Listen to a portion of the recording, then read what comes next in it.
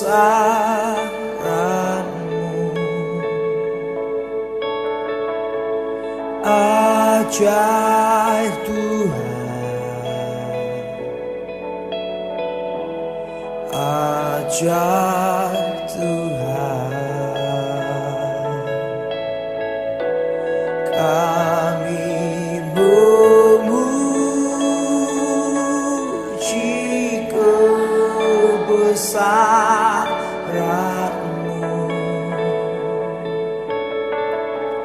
Ajaib Tuhan, ajaib Tuhan, kami memuji kebesaran-Mu.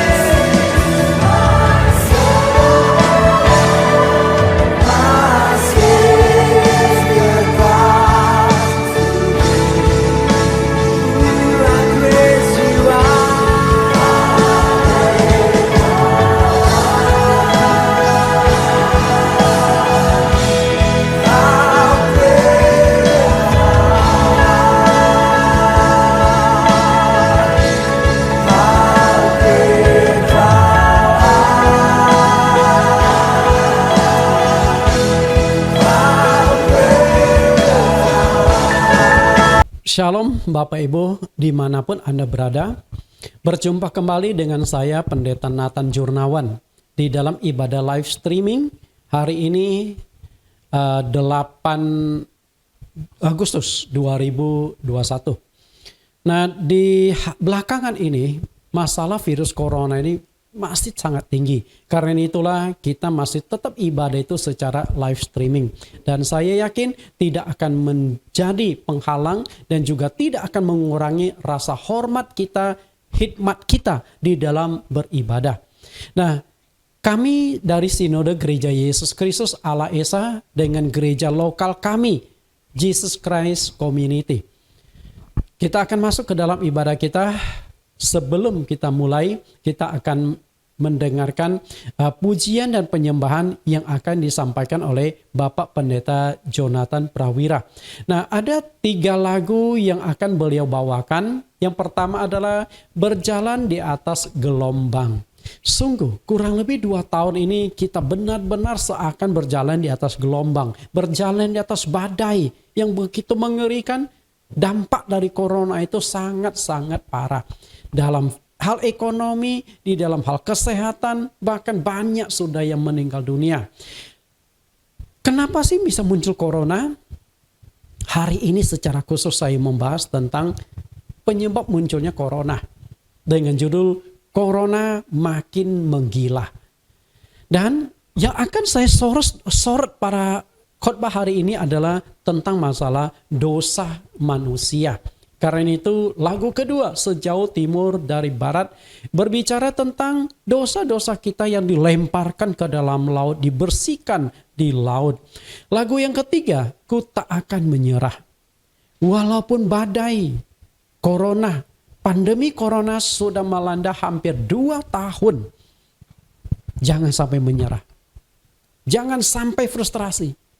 Jangan sampai putus asa. Karena kita punya Tuhan yang Maha Kuasa. Tuhan yang bisa kita andalkan. Mari kita dengarkan pujian penyembahan yang akan disampaikan oleh Pendeta Jonathan Prawira. Mari Pak, dipersilakan. Di saat tiada kau redakan badai yang ada di depanku, kau sedang membawaku berjalan di atas gelombang dengan imanku. Setiap pencobaan yang aku alami takkan melampaui kekuatan yang kau beri, dan penderitaan sementara ini takkan sebanding dengan kemuliaan yang kuterima nanti. Di saat tiada kau redakan badai yang ada di depanku, kau sedang membawaku berjalan di atas gelombang dengan imanku.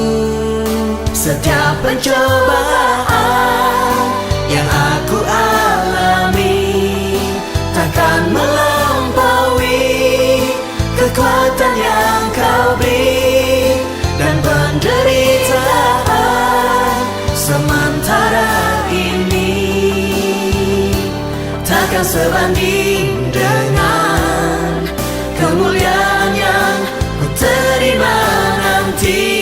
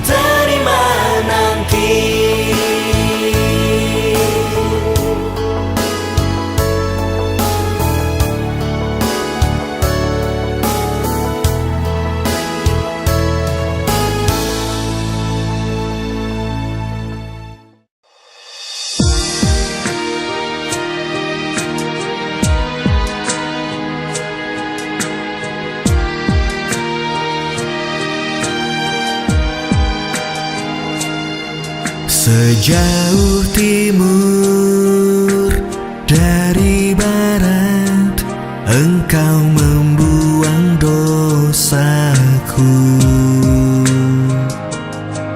Tiada kau ingat lagi pelanggaranku.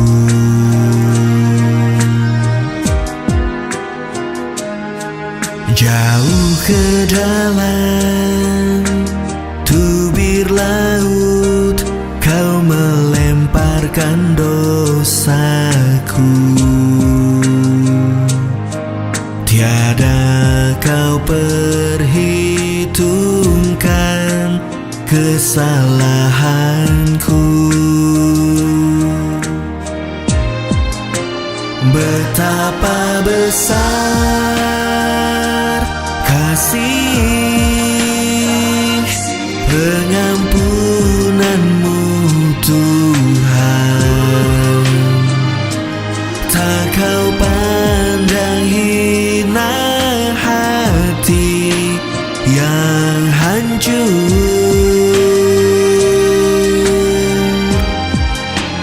Ku berterima kasih kepadamu ya Tuhan. Pengampunan yang kau beri, pulihkanku.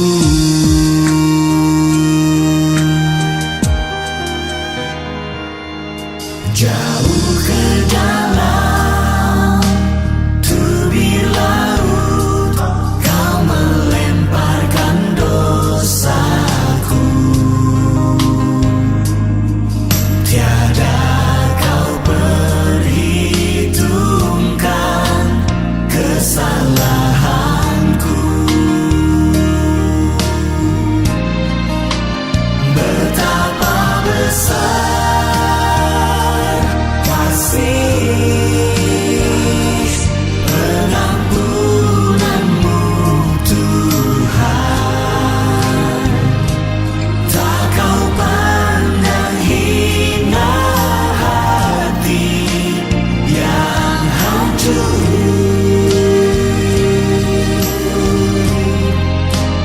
Ku berterima kasih kepadamu ya Tuhan. Pengampunan yang kau beri, pulihkanku.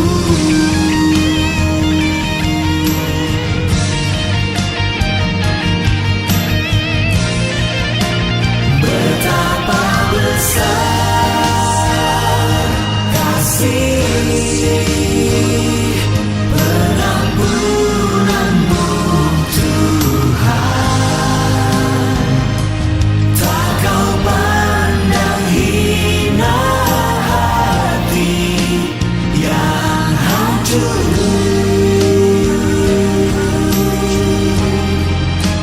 Ku berterima kasih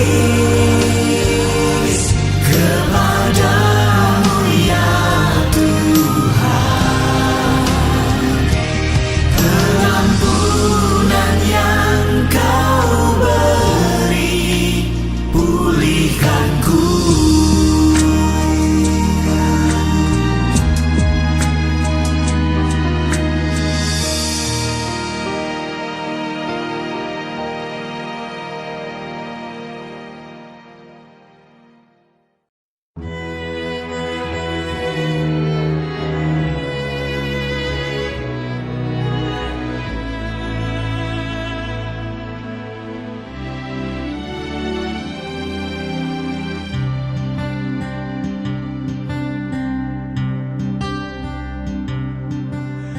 Dalam segala perkara, Tuhan punya rencana yang lebih besar dari semua yang terpikirkan. Apapun yang kau perbuat, tak ada maksud jahat. Sebab itu ku lakukan semua denganmu Tuhan. Ku tak akan menyerah pada apapun juga, sebelum ku coba semua yang ku bisa, tetapi ku berserah kepada kehendak-Mu. Hatiku percaya Tuhan punya rencana.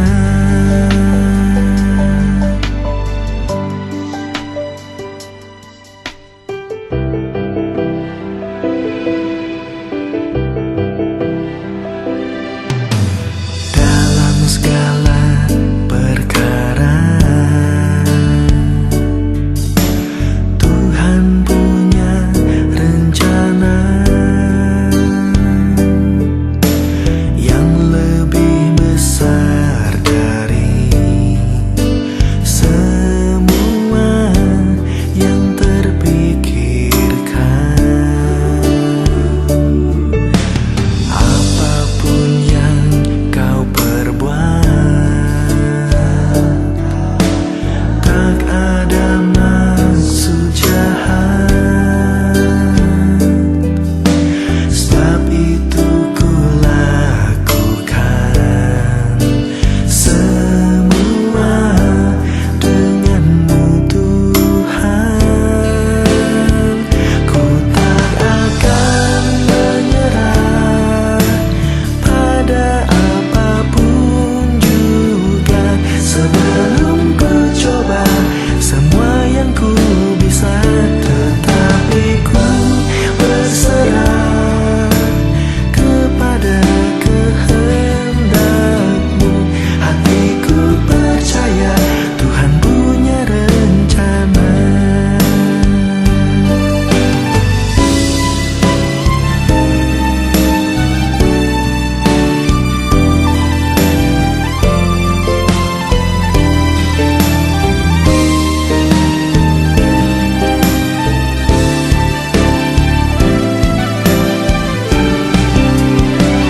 Ku tak akan menyerah pada apapun juga, sebelum ku coba semua yang ku bisa, tetapi ku berserah kepada kehendak-Mu. Hatiku percaya Tuhan punya rencana. Ku tak akan menyerah pada apapun juga, sebelum ku coba semua yang ku bisa, tetapi ku berserah kepada kehendak-Mu. Hatiku percaya Tuhan punya rencana. Hatiku percaya Tuhan punya rencana. Hatiku percaya Tuhan punya rencana.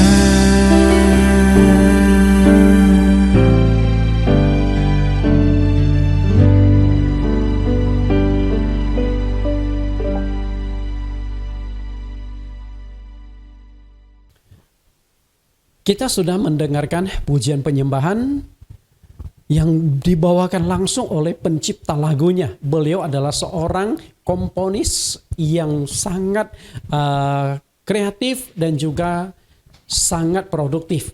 4.000-an lagu yang beliau ciptakan, dan tentu masih belum semuanya masuk ke dalam YouTube beliau. Kita akan mulai ibadah kita akan mendengarkan kebenaran firman Tuhan, kita akan berdoa, mohon Tuhan Yesus pimpin. Tuhan kami, Juru Selamat kami, tempat kami bersandar, Yesus Kristus. Terima kasih Engkau tetap menyertai kami, melindungi kami, memberkati kami. Sehingga walaupun virus corona sudah melanda dunia dan melanda Indonesia, bahkan virus corona di minggu-minggu terakhir ini begitu tinggi di Indonesia, mencapai puluhan ribu orang setiap harinya. Tapi Engkau tetap memelihara kami, menjaga kami, sehingga kami tetap ada di dunia. Sebelum kami dipanggil oleh Engkau, kami percaya bahwa Engkau masih punya tugas, visi, misi yang akan kami lakukan di muka bumi ini. Terima kasih Tuhan, dan kami rindu dalam sesi ibadah pada hari ini kami belajar tentang kenapa corona ini tidak hilang-hilang dari muka bumi. Buka hati kami, pikiran kami, supaya kami dapat mengerti rencana Engkau atas dunia ini. Demikian doa permohonan kami, dan siapkan hati kami menerima kebenaran firman-Mu. Di dalam nama Yesus Kristus kami berdoa. Amin. Bapak Ibu, seperti yang saya katakan tadi, tema yang akan kita kupas pada hari ini adalah Corona makin menggila. Kenapa saya mengangkat tema ini? Faktanya memang seperti itu. Kita pikir setelah setahun lebih dan vaksin-vaksin sudah gencar dilakukan. Sudah puluhan juta orang yang divaksin di Indonesia. Kita pikir nanti corona akan melandai, akan turun. Tapi faktanya ternyata muncul varian baru, yaitu Delta, dan masuk ke Indonesia. Bahkan belakangan virus corona ini kemudian melambung tinggi lagi di Indonesia. Minggu-minggu belakangan ini hampir puluhan ribu orang, 20.000, 30.000, dan tercatat di minggu kemarin mencapai 40.000. Sungguh mengerikan. Okay. Nah, dengan kondisi demikian, corona bukan turun tapi makin menggila. Hal ini membuat saya mencoba memberikan penjelasan berdasarkan firman Tuhan. Kenapa virus corona tidak menghilang walaupun vaksin sudah aktif dilakukan, tapi makin menggila? Kita akan pelajari kebenaran firman Tuhan hari ini. Tidak terasa, sudah hampir 2 tahun pandemi virus corona atau COVID-19 itu melanda dunia. Pertama kali munculnya virus corona itu mulai terdeteksi di negeri China, di kota Wuhan pada awal Desember 2019. Kala itu sejumlah pasien di kota Wuhan itu berdatangan ke rumah sakit dengan gejala penyakit yang tidak dikenal. Biasakan kalau penyakit-penyakit ya selama ini kan sudah terdeteksi virusnya apa, penyakitnya apa, gejalanya seperti apa. Sedangkan corona ini kan baru. Nah, sebenarnya virus corona ini bukan berarti virus baru. Virus corona ini sudah lama ada di dunia ini, tapi tidak menyebar ke manusia. Nah, virus corona itu hanya menyebar hewan, dan sedikit sekali hewan menyebar ke hewan. Sedikit sekali kasusnya. Tapi belakangan virus kemudian bisa menyerang dari hewan ke manusia. Bahkan salah satu hewan yang dicurigai sebagai pembawa virus itu adalah kelelawar. Kenapa demikian? Karena virus corona yang ditemukan sekarang itu 95% sama seperti virus corona yang ada di dalam tubuh dari kelelawar tersebut. Namun apakah benar atau tidak? Kita juga tidak tahu, karena ini baru merupakan prediksi-prediksi para ahli virolog tersebut. Nah, sejak munculnya di Wuhan, kemudian ada seorang dokter bernama Li Wenliang. Ia menyebarkan berita ini lewat media sosial bahwa telah muncul suatu virus yang misterius. Nah, walaupun pemerintah RRC saat itu sempat memberikan somasi atau sanksi, teguran kepada dokter Li Wenliang, karena ini kan bisa menghebohkan Cina dan sebagainya. Tapi faktanya apa yang disampaikan oleh Li Wenliang ini adalah satu fakta yang tidak bisa ditutupi. Dan akhirnya dari Wuhan kemudian menyebar sampai ke seluruh dunia sampai hari ini. Dan Indonesia pun mengalami dampaknya yang sangat signifikan. Walaupun para virolog dari RRC menolak bahwa virus corona bukan muncul dari negara mereka, bukan dari kota Wuhan. Dengan berbagai macam bukti-bukti yang lain, tapi kita tidak tahu karena fakta yang mengungkapkan yang terjadi itu penyebaran dari kota Wuhan. Munculnya virus corona ini berdampak terhadap 3 hal yang sangat penting. Apa saja? Dampak yang pertama itu adalah dampak secara sosial. Artinya masyarakat itu tidak leluasa lagi untuk bersosial. Mungkin Anda pernah mendengar istilah lockdown, PSBB, pembatasan skala besar. Oke. Pembatasan sosial berskala besar. Dan kemudian yang belakangan sejak munculnya virus Delta dan menyebar sangat tinggi setiap hari mencapai puluhan ribu, kemudian Presiden kita Jokowi lalu menerapkan lagi pembatasan bernama PPKM. Oke. Pembatasan untuk kegiatan masyarakat. Nah, ini yang dilakukan sudah beberapa kali diperpanjang. Artinya secara sosialisasi kita tidak bisa leluasa lagi berkumpul, makanya sosial ini juga berdampak pada ibadah kita. Sehingga sudah setahun lebih kita tidak bisa beribadah, kita hanya bisa beribadah lewat online.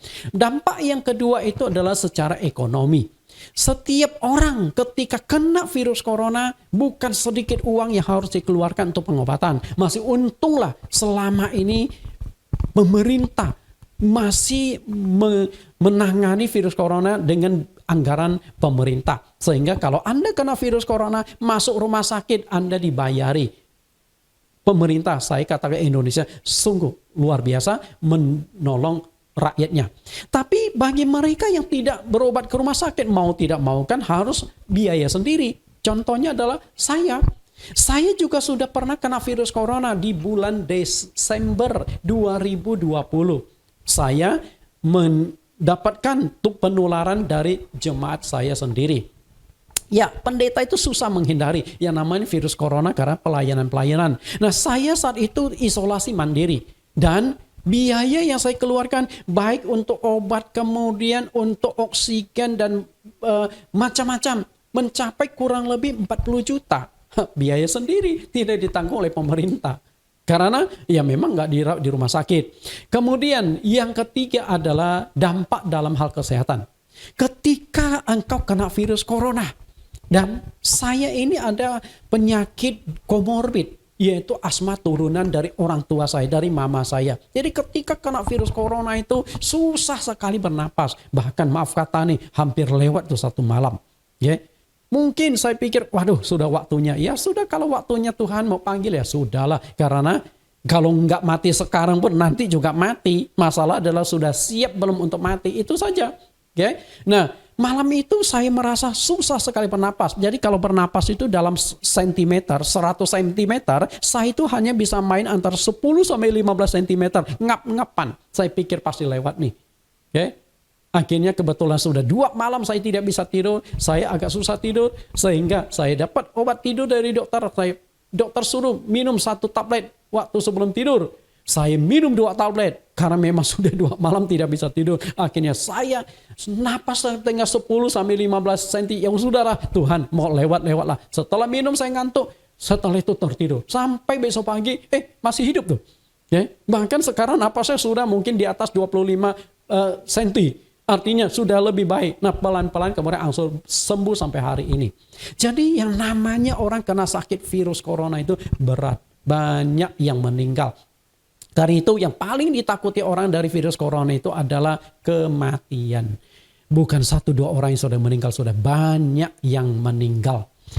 Dalam hidup ini ada 4 penderitaan besar yang paling ditakuti oleh manusia. Siapapun Anda, keempat penderitaan besar ini selalu ditakuti, selalu dihindari. Berharap, berdoa agar tidak menimpa dirinya. Tapi kan kita tidak bisa hindari karena kita masih hidup di dalam dunia.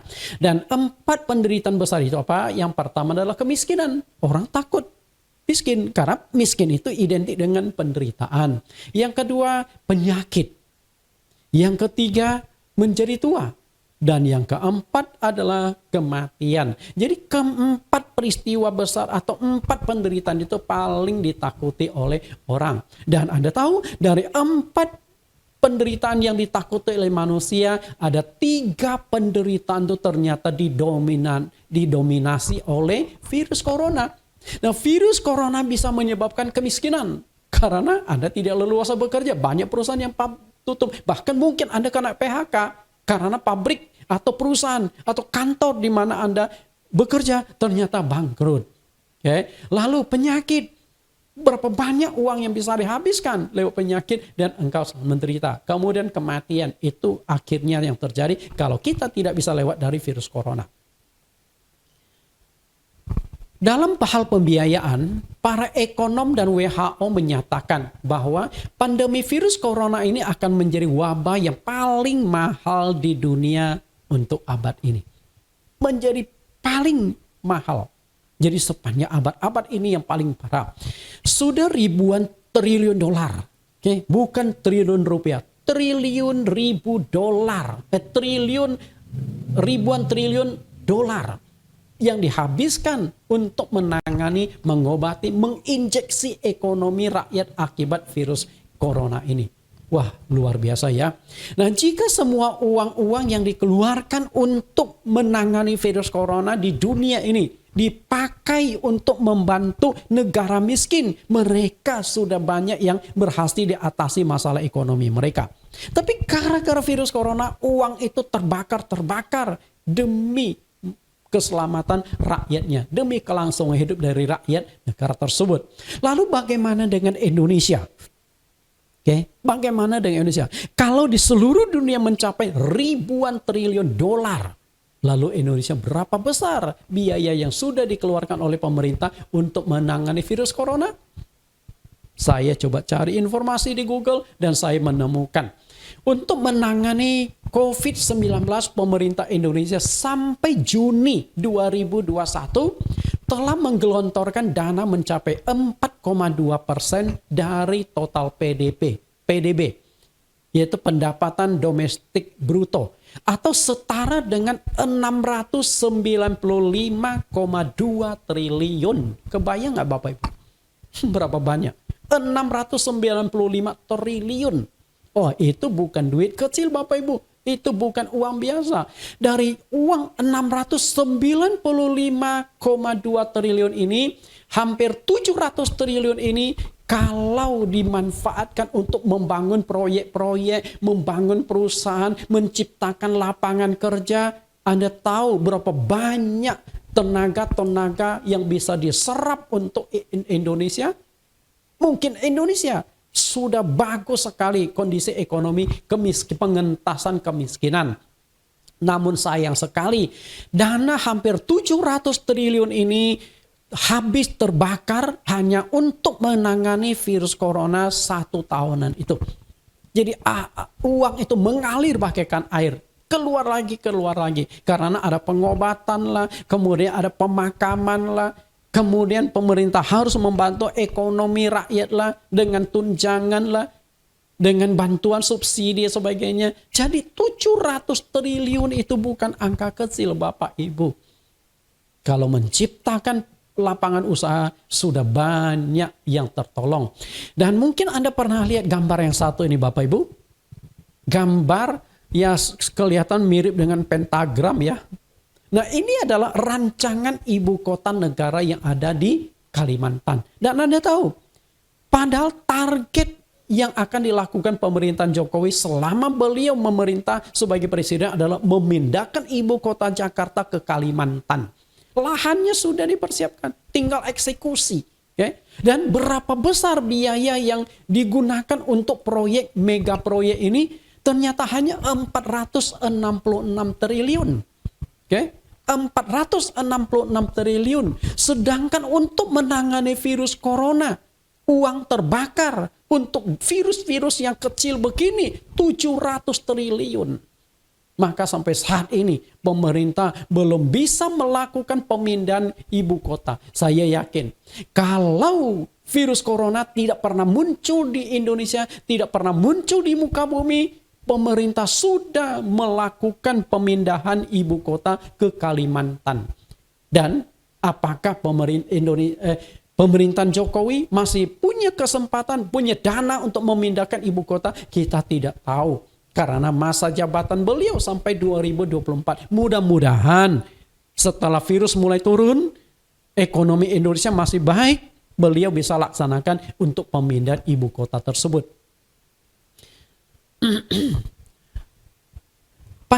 Pandemi virus corona ini membuka mata kita dalam 1 tahun lebih. Bahwa uang itu sama sekali tidak ada artinya. Uang itu keluar bagaikan air cepat sekali. Begitu virus melanda, uang itu begitu banyak yang harus dikeluarkan.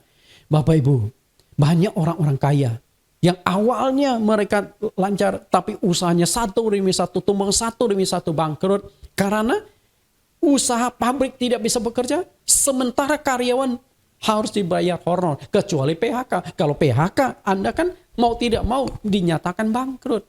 Sungguh, inilah satu kondisi yang sulit kita lewati. Nah, yang menjadi pertanyaan kita adalah, apakah munculnya virus corona ini atas seizin atau atas kehendak Allah atau tidak? Menurut Anda bagaimana? Tuhan tahu gak virus corona melanda? Kalau tahu, kenapa Tuhan biarkan? Jangan-jangan itu seizin Tuhan atau atas memang kehendak Tuhan. Nah, inilah yang menjadi tanda tanya sehingga saya coba gali cari jawaban-jawaban berdasarkan kebenaran Alkitab. Nah, saya akan membahas penyebab munculnya virus corona dalam perspektif Alkitab. Ada 3 hal yang ingin saya kupas. Yang pertama, Allah tahu apapun yang terjadi di bumi. Artinya Tuhan tahu virus corona ada, nggak mungkin tidak tahu. Yang kedua, hukuman Tuhan atas kesalahan para pemimpin negara. Yang ketiga, teguran keras dari Allah atas segala dosa manusia yang telah menumpuk. Maksud saya, melalui peristiwa ini, melalui khotbah hari ini, mari kita lakukan introspeksi total, introspeksi nasional, dan pertobatan global. Agar Tuhan bertindak sehingga virus ini bisa disingkirkan dari muka bumi ini. Apakah Tuhan tidak tahu virus corona melanda bumi? Kita lihat jawabannya. Amsal 15 ayat 3. Mata Tuhan ada di segala tempat, mengawasi orang jahat dan orang baik. Mata Tuhan ada di segala tempat berarti seluruh muka bumi ini Tuhan awasi, Tuhan tahu. Ada orang baik, ada orang jahat, Tuhan tahu. Jadi Anda tidak bisa menutupi diri dari Tuhan. Nah, para ahli ataupun ada prediksi-prediksi tertentu yang mengatakan bahwa virus corona ini adalah hasil rekayasa genom DNA RNA oleh para virolog. Artinya, awalnya virus corona, jadi tadi saya sudah katakan virus corona itu sudah lama ada di muka bumi ini. Dan terus tetap akan ada. Jadi bukan berarti nanti kalau vaksinasi sudah berhasil menangani virus corona, kemudian corona sudah mereda, bukan berarti virus corona akan hilang dari muka bumi. Enggak, dari dulu juga sudah ada virus corona. Cuman dulu virus corona itu tidak menyebar dari hewan ke manusia. Oke? Nah, belakangan barulah menyebar dari hewan ke manusia. Nah, kemudian dari manusia ke manusia. Jadi sudah ada linknya. Dulu nggak ada link. Jadi nggak bisa masuk ke manusia, seakan putus.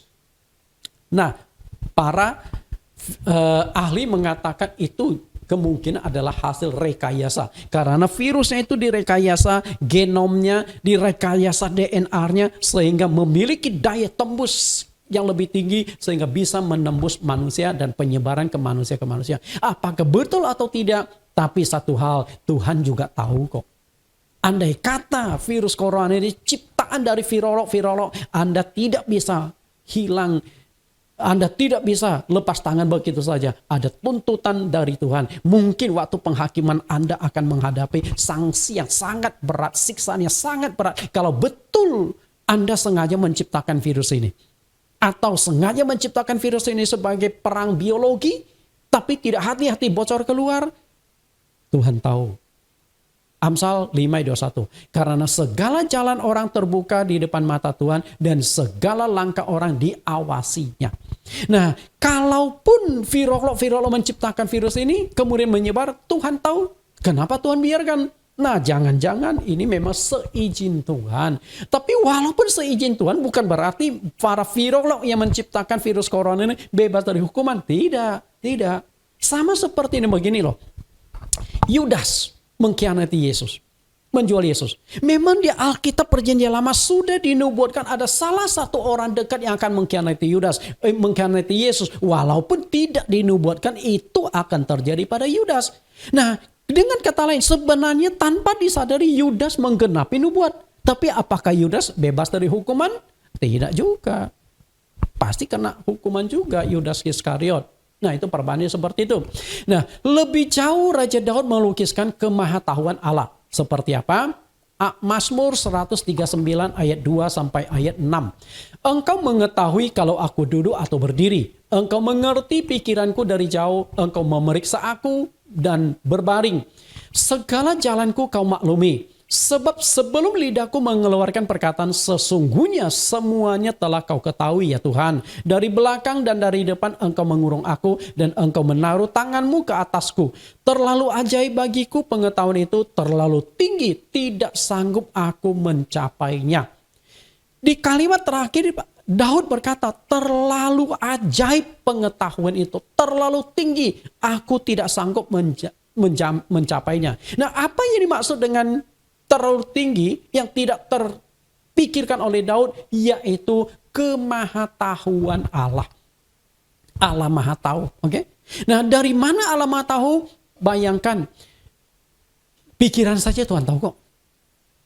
Nah, ini kalau duduk berdiri ini kan kelihatan, betul? Kelihatan, tapi otak orang, pikiran orang, siapa yang tahu? Saya tidak tahu apa yang sedang Anda pikirkan. Anda tidak tahu apa yang sedang saya pikirkan. Tapi otak kita, Tuhan pun tahu apa yang sedang kita pikirkan. Kemudian dari pikiran kita akan lakukan tindakan. Tuhan tahu. Lalu bagaimana dengan virus corona? Kalau virus corona kan kelihatan Bapak Ibu. Walaupun virus itu sangat kecil, betul nggak? Untuk melihat kita nggak bisa pakai mata biasa. Harus pakai mikroskop elektron. Mikroskop yang bisa melihat sampai kecil, yang bisa dibesarkan sampai 1000 kali, 2000 kali dari ukuran normalnya. Sehingga hari ini kita bisa tahu, oh virus corona ternyata seperti ini, ada duri-duri. Dari mana? Kan hasil dari mikroskop. Nah, kalau virus kelihatan, sedangkan otak manusia yang tidak kelihatan Tuhan tahu. Artinya Tuhan tahu bahwa munculnya virus corona di muka bumi ini. Kita lihat update virus corona tertanggal 4 Agustus 2021. Artinya masih baru beberapa hari yang lalu. Jumlah yang sudah kena corona mencapai 200.304.185 dari seluruh dunia. Jadi seluruh dunia kan ada update terus dong. Jadi pemerintah Indonesia juga update, mengirimkan datanya. Mungkin ke PBB atau ke WHO. Nah, dari 200 juta lebih, yang sembuh itu 185.563.692. Bayangkan sampai angka 12 pun dimasukkan. Lalu yang meninggal berapa? Yang sudah meninggal itu 4 juta lebih. Tepatnya 4.259.667 orang. Nah, 4 juta lebih yang sudah meninggal. Apakah Tuhan tidak tahu? Tuhan tahu kok. Tadi sudah dikatakan setiap orang duduk berdiri sampai pikiran pun Tuhan tahu. Masa orang itu meninggal Tuhan tidak tahu? Bukankah 1 Samuel pasal yang kedua ayat yang ke-6 dikatakan Tuhan mematikan dan menghidupkan. Artinya hidup matinya seseorang itu ada di tangan Tuhan. Tuhan tahu. Bahkan melalui virus corona orang itu dipanggil Tuhan. Tuhan tahu. Tuhan izinkan. Tuhan biarkan. Lalu kenapa kalau Tuhan tahu, Tuhan biarkan virus corona ini, dan sampai kapan virus corona ini akan melanda bumi, kita tidak tahu, hanya Tuhan yang tahu. Jadi apa yang ku tidak tahu, tapi Tuhan yang tahu. Makanya Karena ketidaktahuan kita, lalu kita mencoba cari jawaban. Dan saya coba gali di Alkitab dan saya temukan jawaban. Tapi saya tidak berani katakan bahwa jawaban saya pasti benar 100% Alkitabiah. Tidak, saya hanya menafsirkan supaya kita juga memiliki kesempatan introspeksi. Kenapa virus corona ini melanda bumi ini? Supaya kita coba hidup lebih berkenan kepada Allah. Ada dua kemungkinan kenapa Tuhan biarkan virus corona itu tetap melanda bumi ini. Kemungkinan pertama adalah kesalahan para pemimpin-pemimpin negara. Kemungkinan yang kedua adalah dosa manusia yang telah menumpuk. Nah, dua kemungkinan ini bisa saja terjadi. Dan saya akan gali berdasarkan Alkitab dua hal tersebut. Dua-duanya bisa terjadi. Di dalam Alkitab, sudah sering kali Allah itu menggunakan sakit penyakit atau virus untuk menghukum manusia. Jadi bukan baru kali ini Bapak Ibu. Di dalam Alkitab kalau Anda baca khususnya di Perjanjian Lama, Allah sudah sering kali menggunakan sakit penyakit. Sudah sering kali yang kalau namanya sakit penyakit itu penyebabnya pasti virus, bakteri. Betul nggak? Nah, Tuhan gunakan itu untuk menghukum orang-orang berdosa. Bahkan kalau Anda baca di dalam Ulangan pasal 28, Tuhan hanya menawarkan dua, berkat dan kutuk. Nah, kutukan itu akan menimpa engkau begini. Nah, kutukan yang Tuhan berikan itu berupa sakit penyakit. Batuk kering, batuk kapialu, macam-macam penyakit yang akan melanda orang kalau sudah berdosa kepada Tuhan. Salah satu peristiwa Allah menggunakan penyakit atau virus untuk menghukum manusia ini pernah terjadi pada zaman Raja Daud. Dan saat itu virus yang menyerang itu juga tidak tanggung-tanggung. Dalam satu hari, saya ulangi, dalam satu hari yang mengalami kematian 70.000 orang. Oke, satu hari 70.000 orang. Kita lihat ayatnya. 1 Tawarik pasal 21 ayat 1 sampai ayat 17. Tapi saya tidak akan baca semuanya karena ada 17 ayat dan cukup panjang khotbah kita supaya tidak membuang waktu, maka saya akan comot beberapa ayat yang penting yang menjelaskan tentang virus ataupun penyakit yang dipakai oleh Tuhan untuk menghukum bangsa Israel. Allah menggunakan penyakit sampar. Coba lihat 1 Tawarik 21 ayat 14. Jadi Tuhan mendatangkan penyakit sampar kepada orang Israel. Maka tewaslah dari orang Israel 70.000 orang. Perhatikan kalimat ini yang saya buat kelap-kelip. Jadi Tuhan mendatangkan penyakit sampar. Nah, dari sini ayat ini sangat jelas mengatakan bahwa penyakit ini didatangkan oleh Tuhan, yaitu penyakit sampar, dan dalam satu hari. Ini bukan 1 minggu, bukan 1 bulan atau 1 tahun seperti virus corona. Dalam satu hari 70.000 orang itu meninggal. Karena itu kalau dibandingkan dengan virus corona, kematian 2 tahunan mencapai 4 juta orang. Maaf kata, masih tidak ada apa-apanya dibandingkan dengan apa yang terjadi dengan penyakit sampar yang melanda di zaman Daud. Dalam satu hari 70.000. Kalau kita mau hitung, sudah hampir 2 tahun dari bulan Desember virus corona, Desember 2019 sampai Agustus 2021, hampir 2 tahun. Kalau setiap hari kematian 70.000, kayaknya penduduk muka bumi tinggal segelintir orang. Semuanya sudah hampir mati karena corona, betul? Jadi dibandingkan dengan zaman itu lebih mengerikan lagi. Karena itu sekarang aja kita sudah ngeri luar biasa ya dengan virus corona. Takut sudah luar biasa. Tapi kalau peristiwa kita hidup di zaman Raja Daud, saya kira dalam satu hari mayat bergelimpangan mencapai 70.000. Betapa mengerikannya itu. Penyakit sampar. Apa sih penyakit sampar itu? Sampar adalah penyakit yang sangat menular pada manusia yang disebabkan oleh virus, yaitu Enterobacteria Yersinia pestis. Nah, virus inilah nama virus yang menimbulkan penyakit sampar itu. Artinya Tuhan itu memakai virus. Nangkap nggak Bapak Ibu? Karena tadi kan saya sudah katakan, Tuhan yang mendatangkan penyakit sampar. Sedangkan penyakit sampar itu muncul karena virus Yersinia pestis. Berarti Tuhan menggunakan virus menghukum bangsa Israel. Sampar ini lebih dikenal dengan Black Death. Kematian hitam. Dan dapat menyebabkan hilangnya nyawa seseorang jika tidak segera ditangani oleh ahli medis. Dan Black Death ini pernah menyerang Eropa. Karena gejala yang dialami oleh penderita itu kulitnya mereka menghitam. Biasanya itu bagian jari kaki, jari tangan, atau di ujung hidung. Jadi warnanya menjadi hitam. Jadi jari-jari kaki, tangan, atau di hidung. Kenapa? Karena di bagian ini sirkulasi darah tidak sampai sehingga saraf-saraf itu menjadi mati, menjadi hitam. Memang sangat mengerikan. Ketika terjadi wabah ini pada abad yang ke-14, virus Black Death ini telah membunuh lebih dari 50 juta orang di Eropa. Dengan kata lain mengurangi 60% populasi Eropa pada saat itu. Ngeri sekali. Betul? Ngeri. Artinya 60% penduduk Eropa mati gara-gara penyakit sampar. Jadi kalau Anda bayangkan, corona ini belum ada apa-apanya. Jadi jangan khawatir. Oke. Itulah yang mengerikan. Karena penyakit sampar ini, virus ini dari Tuhan, tentu Tuhan juga yang punya otoritas menangani virus ini. Kalau saat ini Tuhan berkata, cukup. Virus ini selesai. Selesai. Oke, coba lihat ayat selanjutnya. Kita lihat ayat selanjutnya. Lihat ayat yang ke-15.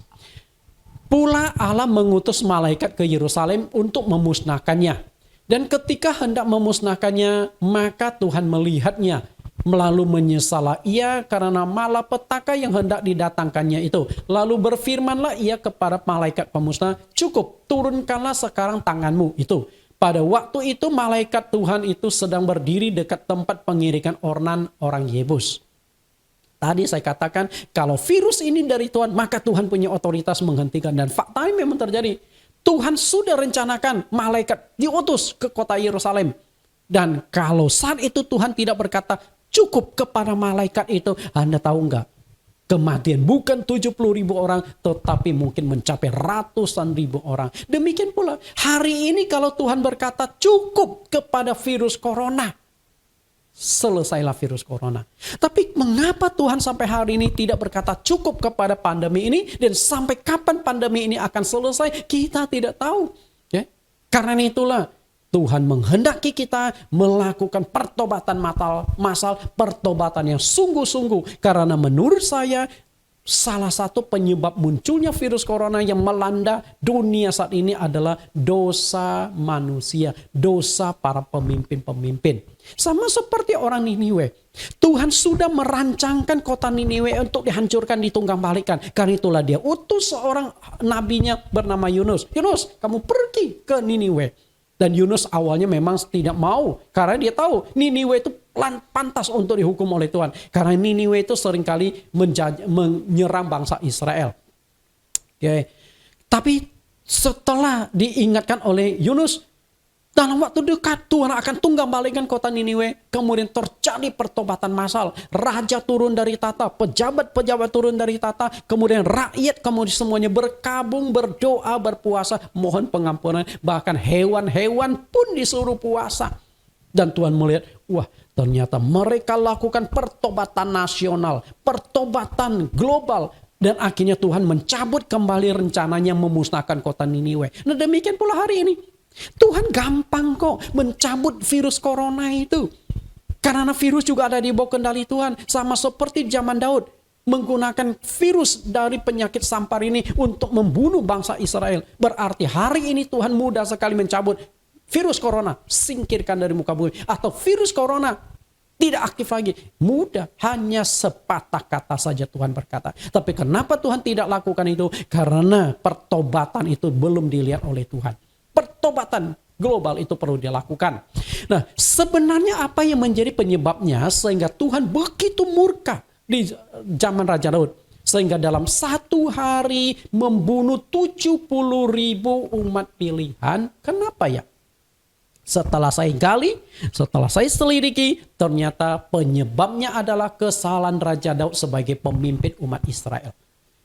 Apa dosa Daud? Lalu kenapa Daud bersalah? Harus rakyat yang ditimpakan kepadanya? Coba kita analisa. Di mana kesalahan Daud? Perhatikan di sini. 1 Tawarik pasal 21 ayat 1. Iblis bangkit melawan orang Israel dan ia membujuk Daud untuk menghitung orang Israel. Ternyata ada iblis yang bekerja di balik itu ya. Dia bujuk Daud, hitung umat Israel. Dan Daud lalu perintahkan kepada panglima perangnya bernama Yoab. Lalu berkatalah Daud kepada Yoab dan kepada para pemuka rakyat, pergilah, hitunglah orang Israel dari Beersheba sampai Dan, dan bawalah hasilnya kepadaku supaya aku tahu jumlah mereka. Ini perintah, hitung umat Israel. Sebenarnya yang ingin dihitung itu adalah tentara-tentara Raja Daud. Setelah mendapatkan perintah itu, Yoab sebagai panglima perang tahu, wah ini bahaya ini. Bahaya. Kenapa? Tuhan senang atau tidak? Dan akhirnya Yoab itu ingatkan Raja Daud loh. Lihat ayat 3. Lalu berkatalah Yoab, kiranya Tuhan menambahi rakyatnya 100 kali lipat daripada yang ada sekarang. Ya Tuanku Raja, bukankah mereka sekalian hamba-hamba Tuanku? Mengapa Tuanku menuntut hal ini? Mengapa orang Israel harus menanggung kesalahan oleh karena hal itu? Yoab itu sangat pintar loh. Dan sangat peka rohaninya. Dia tahu apa yang dilakukan Daud ini tidak diperkenan Tuhan. Karena itu dia ingatkan, kenapa rakyat harus mengalami tanggung kesalahan gara-gara perintah engkau? Cukup berani juga panglima perangnya ya.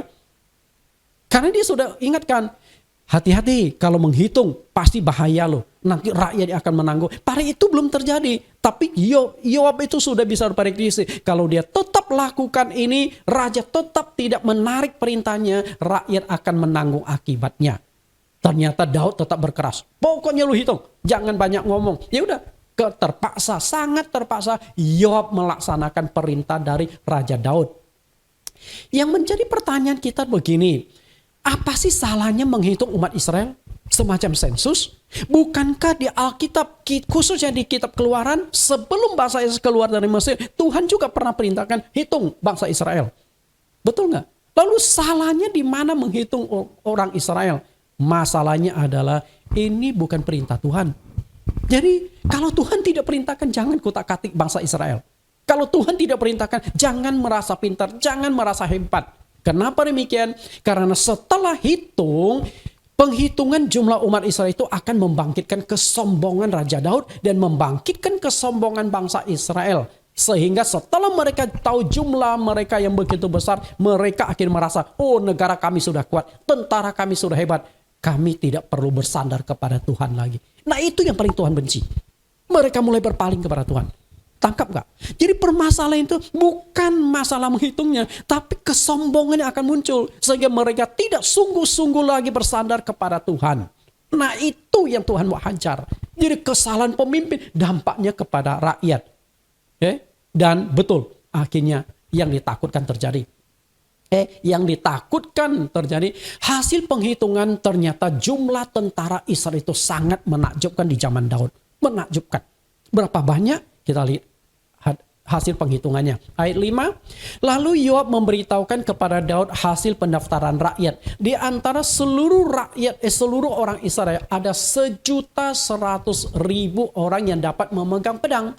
Dan orang Yehuda ada 470.000 orang yang dapat memegang pedang. Perhatikan, jumlah ini bukan seluruh rakyat loh.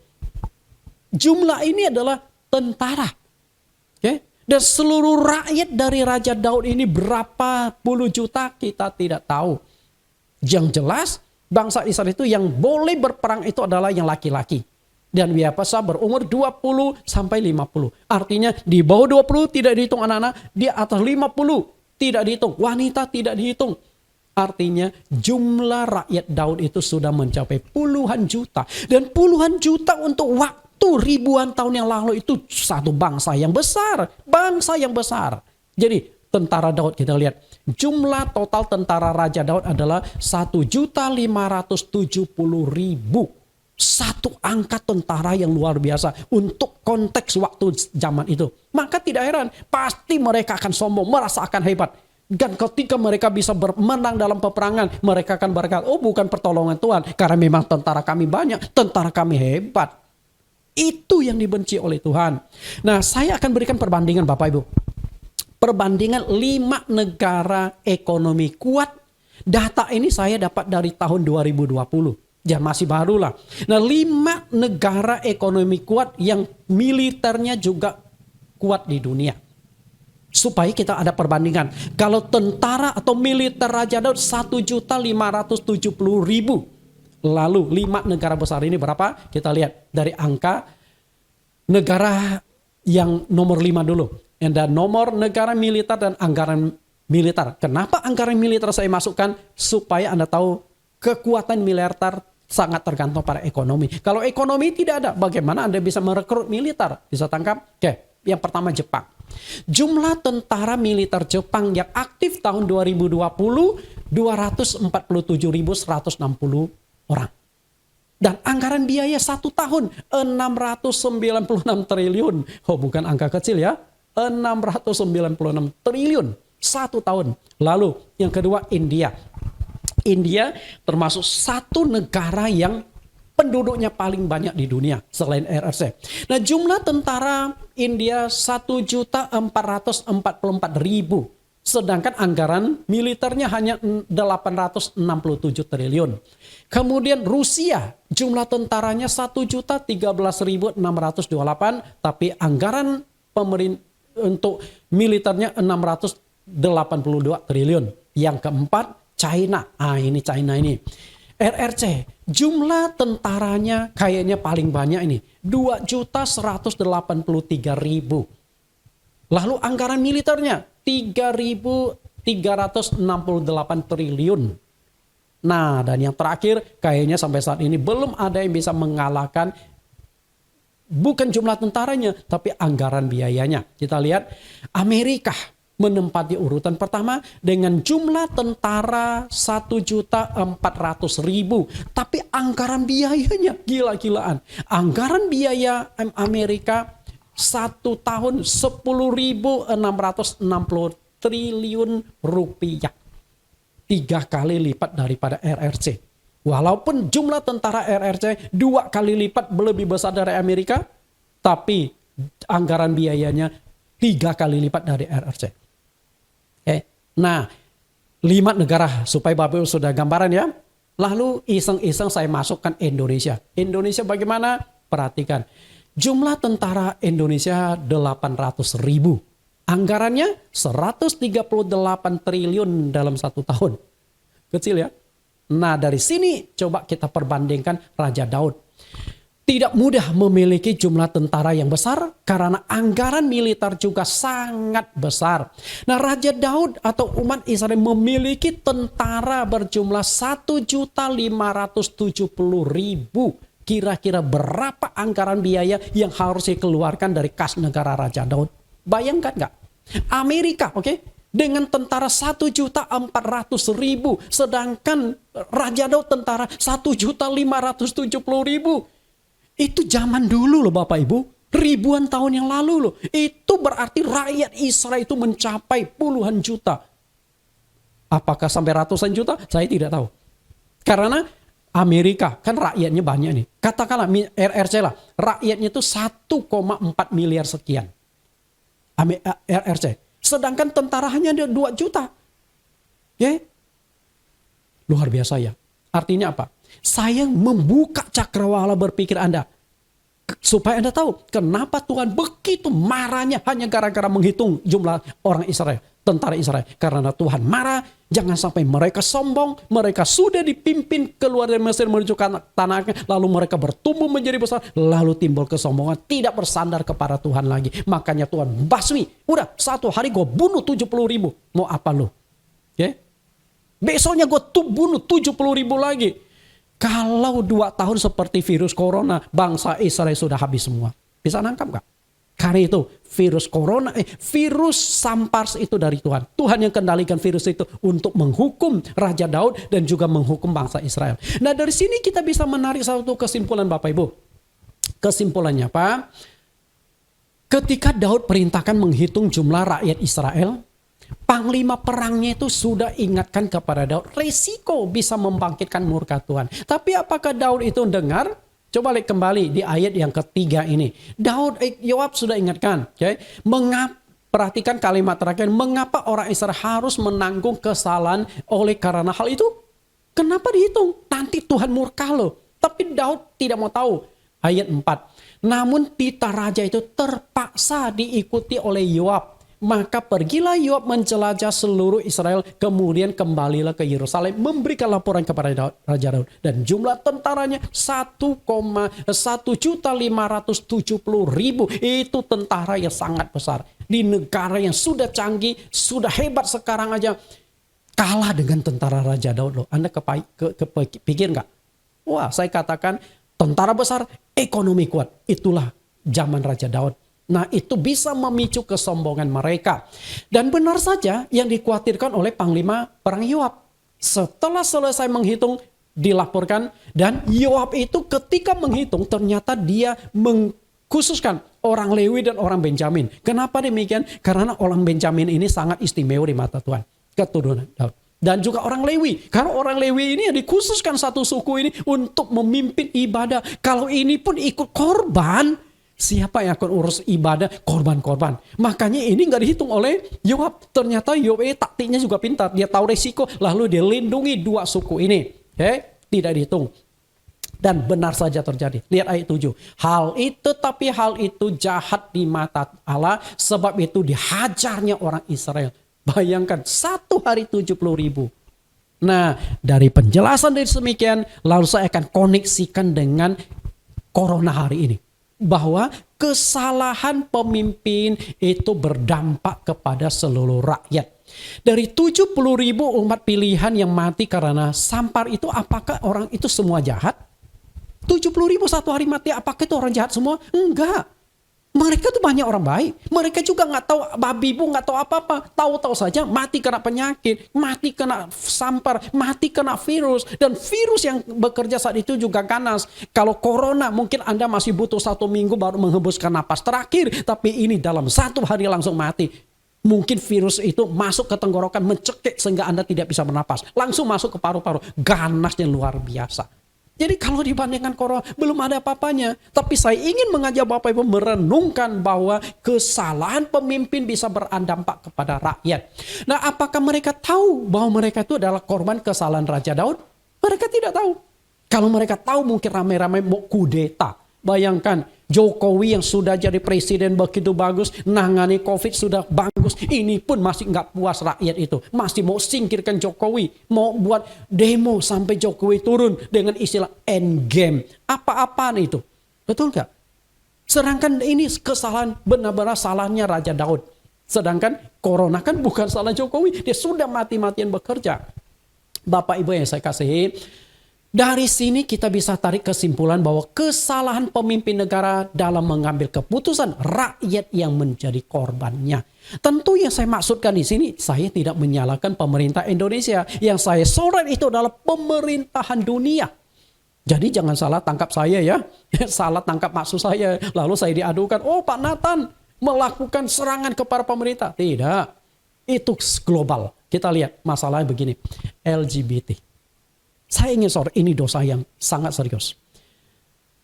Salah satu dosa yang paling besar dan mengerikan di abad ini adalah dosa seksualitas yang dikenal dengan istilah LGBT. Itu dosa yang begitu parah. Nah, puluhan kepala negara di dunia telah mengambil keputusan yang sangat fatal dengan dalih humanisme atau kemanusiaan. Menjunjung tinggi kemanusiaan, akhirnya melanggar firman Tuhan. Oh, manusia harus bebas. Dan Anda harus tahu loh, Adam dan Hawa justru menuntut kebebasan. Makan, pada Tuhan sudah larang. Jangan makan buah pengetahuan baik dan jahat. Sudah dilarang, tapi mereka tetap menuntut. Karena iblis yang bekerja di belakang Adam dan Hawa. Makan saja. Oke, makan saja. Nggak apa-apa. Sekali-kali kamu tidak akan mati kok. Tuhan malah tahu. Kalau kamu makan buah itu matamu akan terbuka. Membuat Adam dan Hawa penasaran. Padahal hanya makan buah pengetahuan baik dan jahat. Tapi dampaknya sampai hari ini. Gara-gara makan buah pengetahuan baik dan jahat, seluruh umat manusia berdosa. Dan dosa itu menyebabkan kita menghadapi sanksi-sanksi kutukan hukuman dari Tuhan. Jadi kaitan itu erat, benang merah itu banyak. Oke, dari dosa datang hukuman. Demikian pula saya sangat yakin dosa dari para pemimpin negara yang mensahkan LGBT, dosa dari rakyat di seluruh dunia yang melakukan praktek LGBT, itu sangat memilukan hati Tuhan. Hingga hari ini, tahun 2020, total dari 200 negara di dunia, sudah ada 30 negara yang mensahkan pernikahan sejenis atau LGBT. Dengan kata lain, 15% dari negara di dunia sudah mensahkan pernikahan yang sejenis. Apakah Anda anggap ini dosa kecil? Apakah Anda anggap ini dosa biasa di mata Tuhan yang Maha Kudus? Menurut saya ini dosa yang sangat fatal. Perhatikan di sini. 30 negara.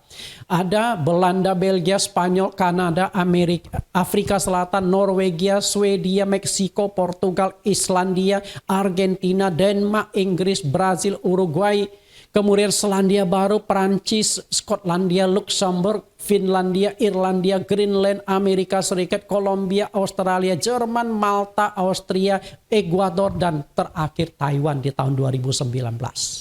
Bahkan di Asia yang dianggap negara belahan dunia yang masih kulturnya sangat dijaga, ternyata Taiwan juga sudah mensahkan pernikahan sejenis.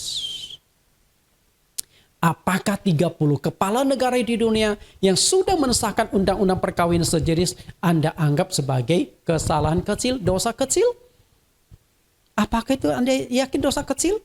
30 negara loh yang DPR-nya mensahkan undang-undang laki-laki kawin dengan laki-laki, perempuan kawin dengan perempuan. Betapa mengerikannya hal tersebut. Dan yang lebih miris lagi, dari negara-negara yang mensahkan undang-undang pernikahan sejenis itu adalah negara yang mayoritas beragama Kristen dan Katolik. Sungguh menyedihkan. Bahkan Islam masih luar biasa ya.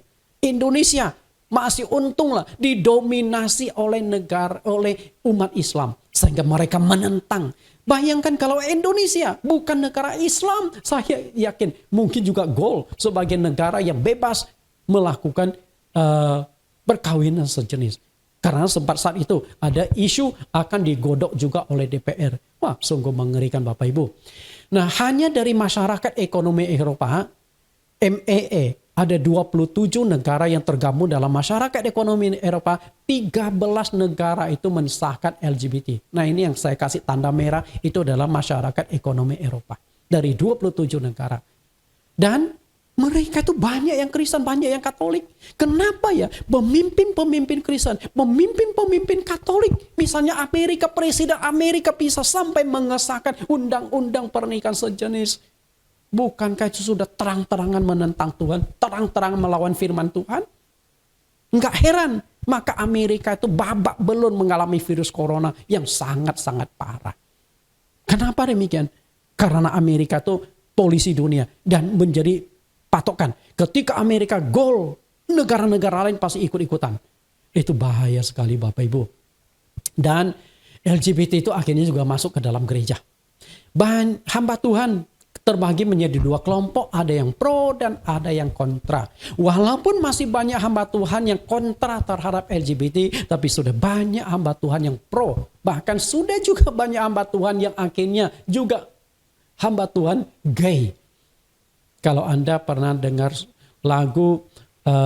lagu-lagu yang cukup terkenal, Hillsong, ternyata beberapa personal dari penyanyi Hillsong itu adalah LGBT. Mereka terang-terang akui. Dan Hillsong ternyata mendukung LGBT.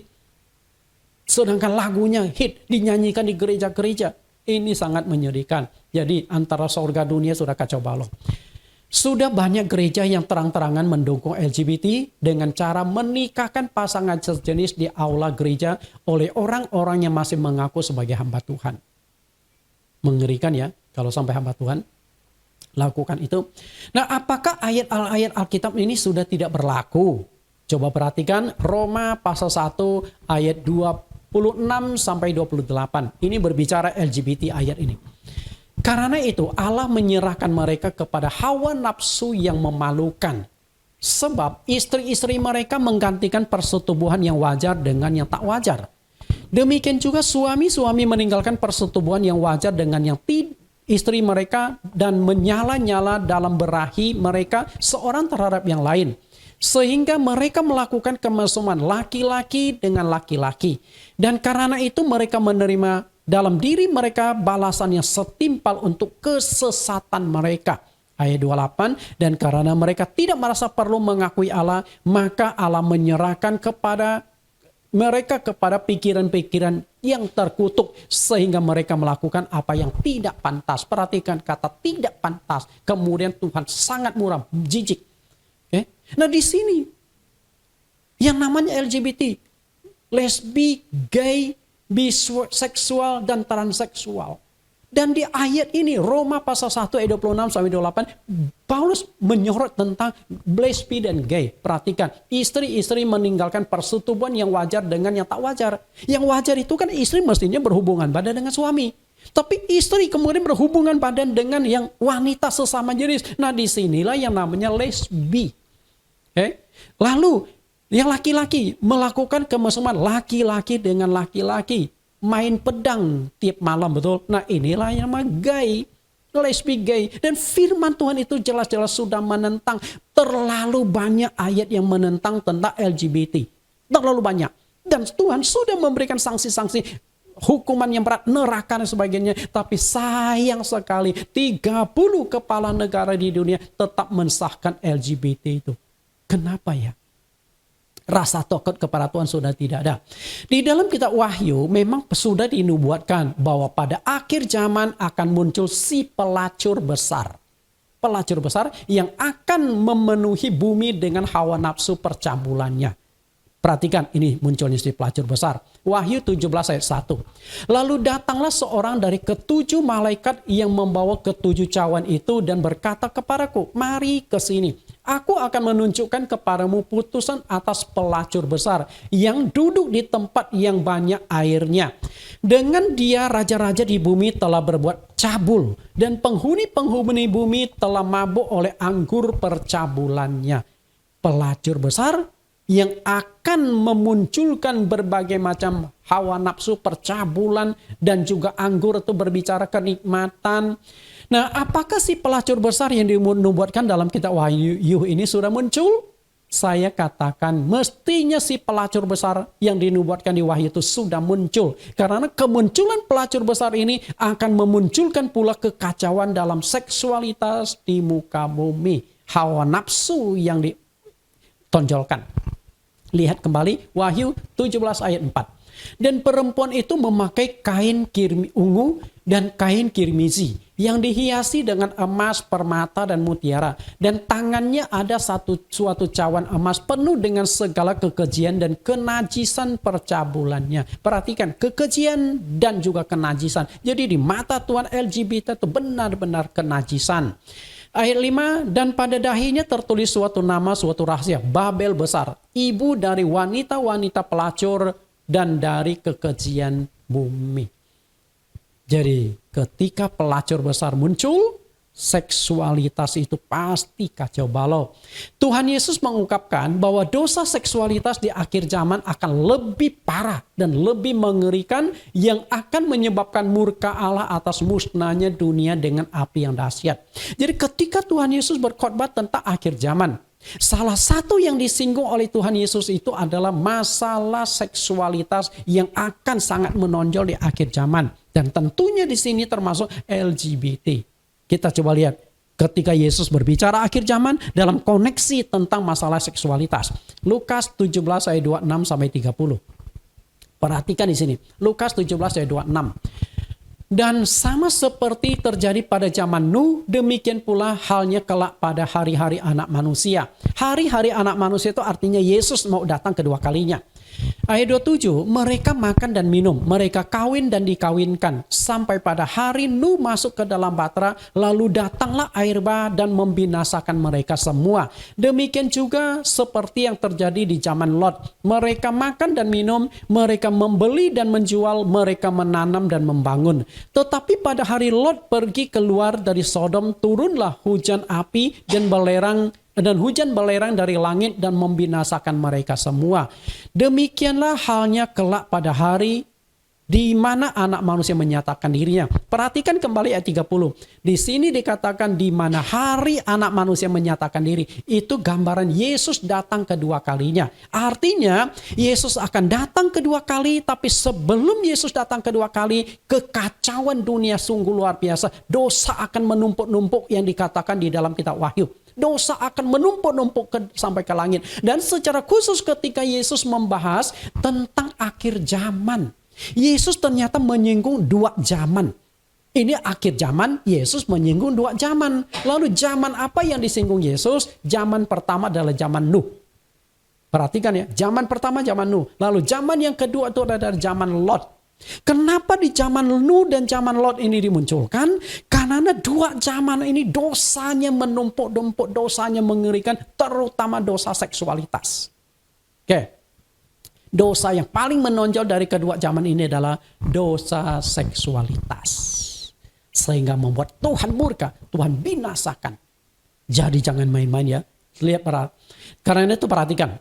Jadi ketika Yesus membahas tentang dosa akhir zaman yang paling mengerikan itu adalah dosa seksualitas. Baik di zaman Nuh maupun zaman Lot, di sini dia katakan mereka kawin dan dikawinkan. Artinya pernikahan itu sangat kacau balau. Dan juga perceraian akan marak sekali terjadi di akhir zaman. Hubungan sejenis, hubungan kacau balau. Bahkan ada beberapa negara lagi merancang nanti orang tua boleh menikah dengan anaknya. Wah tuh, Anda kebayang nggak? Sudah seperti ayam. Induk ayam besarkan anak ayam. Setelah anak ayam besar, kawin sama induknya. Lebih parah daripada hewan. Dan ketika manusia sudah lebih mau bejat, lebih parah daripada hewan. Apalagi yang bisa diharapkan. Tuhan pasti murka. Jadi murka Tuhan kepada 30 kepala negara itu yang akibatnya itu adalah rakyatnya. Sama seperti Daud. Daud salah, rakyatnya 70.000 yang meninggal. Jadi sama koneksinya seperti virus corona ini. Di Alkitab tercatat 2 kali Allah pernah basmi manusia dengan sangat keras. Peristiwa apa? Zaman Nuh dengan air bah dan Sodom Gomora di zaman Lot. Dosa yang paling menonjol adalah dosa seksualitas. Kita lihat kedua zaman ini Tuhan musnahkan. Yang pertama dengan air bah itu terjadi di zaman Nuh. Yang kedua itu nanti Tuhan akan musnahkan dunia dengan api. Banyak sekali dosa yang diperbuat manusia yang menyebabkan Allah murka dan memusnahkan mereka. Namun dari peristiwa air bah, zaman Nuh dan api belerang di zaman Lot, dosa yang sangat dibenci Allah itu adalah dosa seksualitas. Kita lihat bagaimana dosa ini bekerja. Dosa seksualitas pada zaman Nuh, perhatikan ayatnya. Kejadian pasal 6 ayat 1-2. Ketika manusia itu mulai bertambah banyak jumlahnya di muka bumi. Dan bagi mereka lahir anak-anak perempuan. Maka anak-anak Allah melihat bahwa anak-anak perempuan manusia itu cantik-cantik. Lalu mereka mengambil istri dari antara perempuan-perempuan itu siapa saja yang disukai mereka. Nangkap gak? Kalimat ini terselubung bahwa dosa seksualitas di zaman Nuh itu sangat-sangat mengerikan. Sudah tidak ada istilah kawin lagi. Yang ada adalah kekacauan dalam perkawinan. Siapapun yang disukai. Karena di zaman Nabi Nuh ini muncul raksasa-raksasa. Sehingga orang yang kuat menguasai yang lemah. Nah siapapun perempuan yang diinginkan artinya. Kalau saya kepingin istri tetangga saya boleh ambil. Kalau saya mau menikah dengan laki-laki, saya bebas. Saya mau menikah dengan anak saya, itu hak saya. Dia anak-anak saya kok. Itu begitu kacau balaunya pernikahan pada saat itu. Maka tidak heran Tuhan berkata di ayat 3, Rohku tidak akan selama-lamanya tinggal di dalam manusia. Karena manusia itu daging tetapi umurnya akan 120 tahun saja. Sampai Tuhan sudah nggak sanggup. Sampai Tuhan tinggalkan manusia di zaman Nuh. Oke? Manusia itu daging itu artinya keinginan daging sudah menguasai manusia. Sehingga hawa nafsu yang ditonjolkan. Bukan hanya kekerasan, bukan hanya kejahatan. Tapi kejahatan dosa seksualitas itu yang paling menonjol di zaman Nuh. Oke, ini zaman Nuh. Maka Tuhan musnahkan dengan air bah. Lalu bagaimana dengan zaman Lot? Kita lihat. Kejadian 18 ayat 20-21. Sesudah itu berfirmanlah Tuhan, sesungguhnya banyak keluh kesah orang tentang Sodom dan Gomora. Dan sesungguhnya sangat berat dosanya. Baiklah aku turun untuk melihat apakah benar-benar mereka telah berkelakuan seperti keluh kesah orang yang telah sampai kepadaku atau tidak. Aku hendak mengetahuinya. Jadi rupanya keluh kesah tentang kebejatan Sodom dan Gomora itu sudah sampai ke langit. Sampai Tuhan sendiri turun untuk mengecek benar nggak sih keluh kesah itu seperti itu. Dan akhirnya hasil ceknya apa? Kita lihat Lot.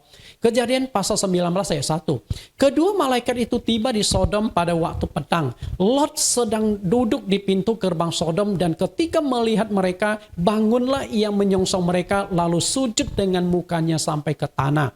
Tetapi sebelum mereka tidur, ayat 4, sebelum mereka tidur, orang-orang laki-laki dari kota Sodom itu dari yang muda sampai yang tua, bahkan seluruh kota tidak ada yang terkecuali datang mengepung rumah itu. Ayat 5, mereka berseru kepada Lot, di manakah orang-orang yang datang kepadamu malam ini? Bawalah mereka keluar kepada kami supaya kami pakai mereka. Perhatikan kalimat ini. Mereka tahu kayaknya dua malaikat yang datang itu adalah berjenis kelamin laki-laki. Nah, apakah malaikat itu adalah laki-laki atau perempuan? Saya juga terus terang sulit menjelaskannya. Nah, tapi yang jelas itu dua malaikat itu yang datang itu laki-laki karena menyertai Tuhan. Nggak mungkin Tuhan disertai malaikat perempuan kan? Oke, dua laki-laki. Nah, dua malaikat itu nginap di rumah Lot. Lalu orang-orang sekampung itu yang homoseks semua. Ternyata yang homoseks itu dari yang tua. Jadi tua-tua sudah kolot-kolot, sudah rambut putih ternyata homoseks juga. Wah, mengerikan. Sampai ke anak-anak. Ngeri nggak? Semua laki-laki, yang tua, yang pemuda, sampai anak-anak datang mengepung rumah itu. Minta dua orang dipakai. Dipakai itu maksudnya adalah mau diperkosa. Bayangkan. Saking gilanya para homoseksual, malaikat pun mau diperkosa sama si laki-laki itu. Mengerikan. Dan Lot saat itu sempat menawarkan dua anak perempuannya. Ini ada dua anak saya, mereka tuh masih perawan. Ya udahlah. Saya pokoknya dua tamu saya jangan kalian ganggu. Dua anak ini bebas. Bayangkan saya kalau berada di posisi Lot, saya katakan serba salah loh. Oke. Akhirnya Lot rela korbankan dua anaknya perempuan. Dan kayaknya Lot juga sudah berpikir mereka itu nggak tertarik pada lawan jenis. Makanya Lot berani oper ini dua anak perempuan saya. Ternyata memang dua anak perempuan Lot itu nggak mau dipakai, nggak mau disetubui oleh orang-orang yang mengelilingi rumah Lot. Kenapa? Mereka tuh homoseks semua. Kampung itu keluar. Nah, untunglah yang lesbi-lesbi tidak keluar. Kalau yang lesbi keluar, anak Lot juga jadi masalah. Dua perempuan itu, betul? Nah, kita lihat begitu bejatnya dosa seksual. Dan sanksi dari kebejatan dosa seksual itu apa? Lihat Ulangan pasal 29 ayat 23. Seluruh tanahnya yang telah hangus oleh belerang dan garam, yang tidak ditaburi, tidak menumbuhkan apa-apa, dan tidak ada tumbuh-tumbuhan apapun yang timbul daripadanya. Seperti pada waktu ditunggang balikannya Sodom, Gomora, Adma, dan Zeboim. Ya, ini yang ditunggang balikan Tuhan dalam murka dan kepanasan amarahnya. Kalau Anda baca di dalam kitab Kejadian, itu hanya dua kota yang dikatakan ditunggang balikan, yaitu Sodom dan Gomora. Ternyata sebenarnya ada 4 kota. Sodom, Gomora, Zeboim, dan Adma. Agaknya dua kota ini lebih kecil. Adma dan Zeboim. Sehingga tidak dimasukkan. Tapi ketika Nabi Musa menulis di dalam kitab Ulangan, dia masukkan itu. Sedangkan di kitab Kejadian, dia hanya nulis 2 kota. Jadi ada 4 kota. Nah, penyebab Tuhan tunggang balikan itu adalah dosa seksualitas, homoseks. Okay? Dosa seksualitas. Nah, 4 kota yang ditunggang balikan. Lalu kita berpikir hari ini Bapak Ibu. Kita berpikir, apakah 30 kepala negara yang mensahkan pernikahan sejenis, yang mensahkan homo, lesbi, gay, transseksual, apakah itu dosa kecil di mata Tuhan? Jika gara-gara homoseks saja Tuhan tunggang balikkan Sodom Gomora dibakar dengan api dan belerang, apalagi 30 negara. Dan yang lakukan LGBT di muka bumi ada berapa Anda tahu? Di Indonesia data yang didata LGBT saja mencapai hampir 30.000. Indonesia 30.000. Ini yang terdata. Yang tidak terdata, yang tidak berani terang-terangan mengaku, kita tidak tahu berapa banyak. Saya bukan benci orang LGBT. Saya tidak benci orangnya, tapi benci tindakannya. Tuhan juga tidak benci pada orang gay atau yang Tuhan benci itu dosanya. Jadi harus bedakan membenci dosanya, membenci pakaiannya dengan orangnya itu beda. Pakaiannya kotor harus kita bersihkan, tapi orangnya jangan kita apa-apain. Kita kasihan, kita doakan. Oke? Mari karena itu bertobatlah. Karena itu di dunia menurut saya harus lakukan pertobatan massal. Sama seperti pertobatan di zaman Niniwe. Kalau semuanya mau lakukan pertobatan massal, mengakui dosa, bertobat, saya yakin Tuhan akan pulihkan sehingga virus corona dicabut Tuhan karena Dia punya kuasa kok. Oke? Semoga kebenaran hari ini mencambuk kita. Ya sudahlah, kalau kita tidak bisa membersihkan dunia, setidaknya kita bersihkan diri kita. Agar kita layak di mata Tuhan. Agar kita hidup kudus di mata Tuhan. Karena menjelang akhir zaman, hidup ini akan kacau balau. Tapi kita ingin hidup di perkenan Tuhan, bersihkan hidup kita. Kita bertobat. Dan saya mengajak orang-orang Kristen bertobat. Kita lakukan penyesalan agar Tuhan pulihkan. Paling tidak kalau Tuhan tidak pulihkan negara, Tuhan tidak pulihkan seluruh bangsa, Tuhan pulihkan ekonomimu, Tuhan pulihkan keluargamu. Karena hidup kita berkenan di hadapan Tuhan. Sama seperti di zaman Nuh tidak bisa dibereskan lagi. Maka semua manusia di zaman Nuh Tuhan bunuh. Tapi Nuh sekeluarga diselamatkan oleh Tuhan. Kenapa? Karena Nuh masih hidup benar di mata Tuhan. Demikian pula hari ini. Corona mungkin tidak bisa kita apa-apain karena dosa umat manusia, dosa kepala negara. Tapi setidaknya kita bisa selamatkan keluarga kita. Kita bertobat hidup benar di mata Tuhan. Tuhan Yesus berkati. Kita berdoa. Terima kasih Tuhan, kami sudah mendengar sebuah kebenaran. Sebuah misteri diungkapkan bagi kami. Bagaimana Engkau menghajar rakyat Israel gara-gara kesalahan pemimpin mereka, Raja Daud. Dengan penyakit, dengan virus, penyakit sampar. Dalam satu hari 70.000 mereka korban akibat kesalahan kepemimpinan Daud. Hari ini munculnya virus corona yang sudah menggila, menghancurkan ekonomi, menghancurkan sosial, dan juga banyak kematian yang terjadi.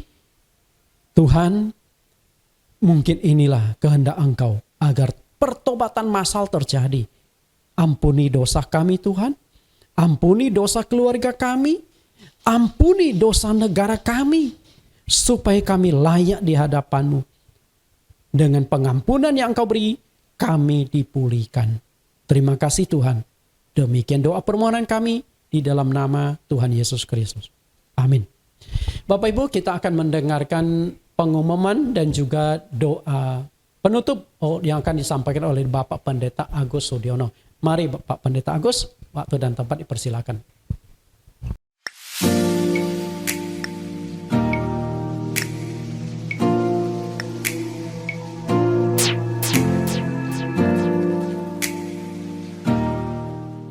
Shalom Bapak Ibu yang dikasihi Tuhan. Bahwa hari ini kita sudah mengikuti ibadah walaupun melewati online. Namun saya percaya bahwa berkat Tuhan selalu tersedia buat kita semua melalui firman-firman yang hidup. Terima kasih Bapak Ibu yang sudah mengikuti ibadah pada hari ini. Namun sebelum kita masuk dalam doa, saya akan membacakan beberapa pengumuman sebagai berikut. 1. Berhubung akhir-akhir ini penyebaran COVID-19 sangat tinggi di Indonesia. Tiap hari yang positif mencapai puluhan ribu orang. Jika tidak penting-penting amat dan bukan karena pekerjaan, mohon jemaat tidak keluar rumah. 2. Karena situasi dan kondisi COVID-19 yang belum teratasi, untuk sementara kita masih tetap beribadah online lewat live streaming. Harap seluruh jemaat dan simpatisan tetap setia beribadah, bersekutu dengan Tuhan walaupun lewat online. 3. Tema khotbah doa malam terakhir di Taman Getsemani Tema ini terdiri dari 7 episode. Ministry Khotbah Bersambung telah selesai dikupas.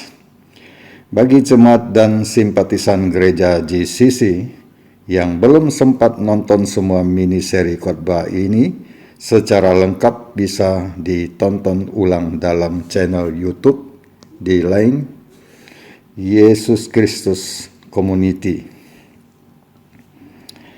4. Mulai minggu depan 15 Agustus 2021, Pendeta Nathan akan mengupas khotbah seri tema baru, yakni perkawinan. Tema ini terdiri dari 7 seri. Minggu depan judul yang akan dikupas adalah Mencari Tulang Rusuk yang Sepadan. 5. Telah dibuka pendaftaran kelas pengajaran via Zoom setiap hari Senin 5 kali pertemuan dengan topik Kitab Kehidupan. Pengajaran akan dimulai tanggal 19 Agustus 2021 jam 19. Bagi yang tertarik ikut pengajaran ini bisa daftar ke Pendeta Tony dengan nomor kontak 08138863 3968. Sementara peserta yang sudah mendaftar sudah mencapai 60 peserta lebih dan diikuti 17 orang pendeta. 6. Sinode kita Gereja Yesus Kristus Allah Esa akan membuka link YouTube yang khusus membuat pengajaran doktrin dengan nama Sinode GYAE. Topik pengajaran pertama yang akan dimuat adalah Sakramen Pembasuhan Kaki yang terdiri dari 7 sesi. Demikian Bapak Ibu firman pengumuman yang disampaikan. Mari Bapak Ibu yang dikasihi Tuhan, kita satukan hati, kita berdoa. Bapa kami yang kami sembah, yang kami tinggikan dalam nama Yesus Kristus Tuhan. Bapa kami saat ini, kami datang di hadirat-Mu, bahwa kami minta, kami berdoa, kami memohon bahwa Engkau akan memberikan kesembuhan, memberikan yang terbaik buat saudara-saudara kami yang masih sedang sakit Tuhan, masih ada kelemahan tubuh, yaitu jemaat yang sakit, yaitu Bong Cijung, Papa Pendeta Nathan yang kena stroke dan dirawat di rumah, Bapak Pendeta Stefanus ginjal dan stroke, Ko Ameng asam lambung, Ibu Nagawati, Bapak Koyung dan Ibu Elizabeth yang kena COVID-19. Bapak Richard, Ibu Sarah, Yosa, Ibu Inge, satu keluarga kena COVID-19. Ibu Fanny, mama dari Ko Windy yang kena kanker. Bapak yang kami sembah, kami mohon Bapa, biarlah Engkau mengulurkan tangan-Mu, biarlah Engkau menolong Tuhan, karena kami percaya saat Engkau menolong, dan kami percaya di mana firman-Mu berkata bahwa oleh birul-birul-Mu mereka yang sakit menjadi sembuh.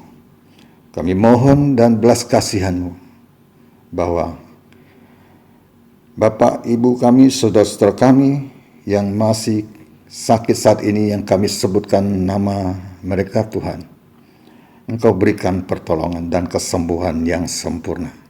Terima kasih Bapak buat segala kebaikan-Mu dan kemurahan-Mu dan belas kasihan-Mu Bapak. Bapak, kami juga berdoa Bapak buat bangsa kami, bangsa Indonesia, bahwa kondisi COVID-19 yang masih tinggi di bangsa kami, Kami percaya